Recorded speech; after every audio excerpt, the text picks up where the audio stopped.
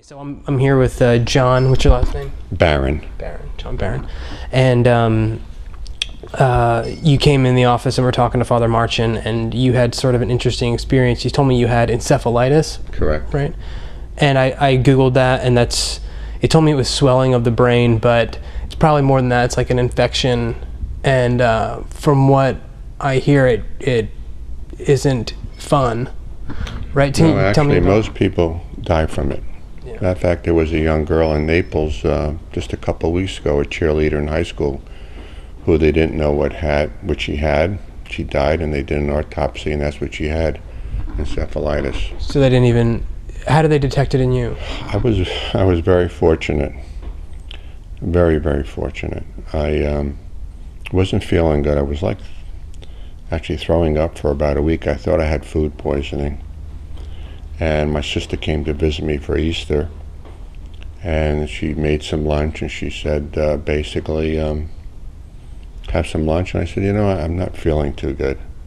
She goes, what's wrong? I said, well, I've been throwing up all week. She goes, John, why don't we go to the doctor? You're off tomorrow. Sunday is Easter Sunday. You're off from work too. Why don't we go right now while we can? We went there, and my family doctor, and he did some tests, asked me some questions, put it in his little medical computer. He said, John, I can't treat you here. You can't go home. I have an ambulance coming. So you must have panicked. What were you thinking, like, right then? Right then and there, I was saying, what the heck? He gave me an injection that put me out, because my state of mind was this, and if you have encephalitis, you're not thinking clearly. They were asking me where I lived before, and I told them I lived in California. I never lived in California my entire life, so I wasn't thinking clearly. So luckily the doctor said don't overlook encephalitis. I went to the hospital, and sure enough, that's what I had. And so, did you just stay in the hospital? Like, what was the first step in treatment? Well, I guess they tried. I had a very high fever, and I guess the main thing was to get my fever down. So that's what all they could do, is try to keep my fever down. And actually, I was in the hospital for 49 days. Just hanging out, or? No, actually, I wasn't aware of anything. My family came to visit me. The doctors came I had 3 doctors that came every single day, and I wasn't even aware of them being in the room.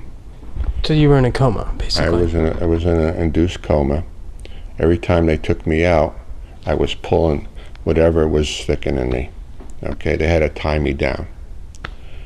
And then the next thing I knew, I was waking up in a wheelchair, bouncing down the steps, going into rehab.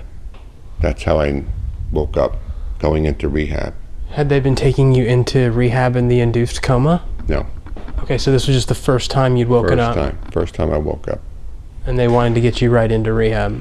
Yep. They wanted to see, what kind of damage had happened. And what kind of damage had happened? Well, they didn't tell me. I found this out afterwards going, of course I lost 50 pounds. Did you have 50 pounds to lose? No. Actually, at that time, I was in best shape of my life, really. And that's one of the reasons probably I survived. I was in good shape. And so I went into rehab for about a month. And finally, I was able to walk around and feed myself and everything. Say, all right, you can go home now, and you'll have to go to rehab, and see your doctors when you get home. So what was the likelihood of you surviving at all? Well, at this time I still wasn't aware of what I had, my mind wasn't too clear. I wasn't even sure how long I was even there. I wasn't aware that my family visited me or anything. When I went to the doctors and they told me that I shouldn't be there. I shouldn't be even standing there, that I should be, that I was a miracle that I was still alive. Even when I had a therapist come to the house to see me the first time, she said, you know, I never had anybody, most people die who had encephalitis. And how lucky I was. But what really got me is when I went to the doctors and they will shake their hand and they had me by the hand, and it was like, I couldn't believe how they were holding on to me like I was a born again, like I came out of the grave. And they just couldn't believe the shape I was in, that I could talk to them. And it actually scared me. So are you a man of faith, or did this just... Well, I've been a Catholic my whole life. Went to Catholic grammar school, Catholic high school, but I was away from the church for a while there. And I always believed in God and Jesus dying for us and everything, but I really didn't go out and practice it that much, other than trying to be good to people as best I could. And but when these doctors told me that they basically did nothing for me, that it was all me who did it, and I said, how could it have been me? I was asleep the whole time. It had to be God Almighty who was taking care of me, and the prayers, because everybody I spoke to afterwards, going back to work, they all said to me, oh, I was praying for you, I was praying for you. And I held them by the hand and I thanked them as well, because I know it wasn't me, and if the doctors didn't do it, it was a miracle, and the good Lord took care of me. So how has this changed, like, your outlook on life? How has this sort of, like, reframed your, you know, the way you wake up every day and the way you perceive the events in your life taking place? It's the best thing that ever happened to me. I feel sorry for my mother and the family, and who suffered all that time while I was there. And but it was the best thing that happened to me. It really opened up my eyes. It made me really experience life so much more now. Every day I thank God. I thank God for a traffic light that turns green for me when I come up to it. I mean, I thank Him for everything. It changed my whole life. I wish this could happen to everybody, get awakening like this and realize that we're not in control, and that how lucky we are to have the things that we do. And it really changed my life. I go to church as much as I can, not because I have to, because I want to. You know, it's nothing anymore is because I have to. It's because I really want to. I feel so good doing it. And I really thank God for giving me another chance. What do you think has been like you said something funny, like you were not in control, and I think that, you know, that's what I deal with the most, is trying to take my will, you know what I mean, and just, you know, live my life, because you know, I think a lot of people do that, and I don't know where I learned it, but I do it. And you know, like, what's been like the most marked difference? I think, like, you know, maybe something like that has to happen to me, or like, you know, maybe it's a product of my youth, but like, you know, the control thing is big for me. But like, what do you think the number one change, or the most, you know, obvious, palpable change in your life has been before and after this event? I don't worry about things anymore. I really don't. I know that the good Lord is watching over me, and He'll take care of me. And if I just try to live my life the best I can, thinking about Him, asking for His forgiveness and asking for His strength, I don't have a care in the world, that He's going to take care of me. And if it's right for me, it's going to happen. Okay? If it's not right for me, don't push it. Okay? He'll provide everything that I need in life. You know, He is my shepherd. I shall not want anything. And that's the way I feel right now. And it's so nice to get up in the morning and thank God and I love taking a walk on the beach and pray to him and thank him for everything and ask him for strength and help me through the day.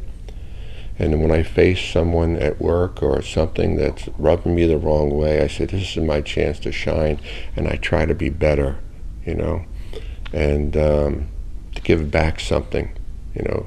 He left me on this earth for a reason, and I feel every day I have to prove it to him that I really appreciate it, that extra time to see my children, to see my grandchildren. What's it to give a little extra someone if someone's who's having a hard time getting in their car or do this to help them? You know, it's a great feeling. So I mean, that sounds like a pretty profound change to me. I don't know, you know, I didn't know you before. But did you, like, when you woke up, did you still feel like John? Did you still feel like yourself? I imagine after an induced coma for 7 weeks. Yes, I felt this. I felt the same. I definitely felt the same. I just felt like I was asleep for a long time, and I wasn't sure why and everything, and I just felt what really changed me is not when I woke up. It's when I went to these doctors, and they grabbed me by the hand, and nurses would come up to me. It was like, holy moly, I mean, why are these people acting like that? You know, was I that bad? Was I really ready for death, and here I am? I said, you know, that's what woke me up, with the way people's reaction. And then once I was, I had a little memory loss there about, I guess about 6, 7 months later. And I went to the doctor, and he said, he rushed me to the hospital to make sure there was no reoccurrence. And the doctor took a scan of my brain, and he said, and I saw the paperwork, and I saw that what it said. I said, yeah, it's amazing that I'm doing the things I'm doing, looking at this thing, what it's saying right here. I won't repeat it. I don't want to scare any of my friends, but it's like I am a miracle. And we're all miracles, okay? We're all miracles. Every one of us is a miracle. This really woke me up to it. But I'm lucky I had the chance to wake up and give me another chance to be the best I can. I mean, I wasn't a bad person prior. I mean, I was strictly a businessman, trying to make a living, trying to take care of my family, treating everybody fairly. But this made me a better person. But more importantly, it showed me who was watching over me. That it wasn't me that was doing all this. It was the guy upstairs who was taking care of me, and I was just, you know, going through his motions. And now I realize that I'm not in control, he is, and to not worry about anything, that he's looking out for me. I can't, he can. I'm going to let him, right?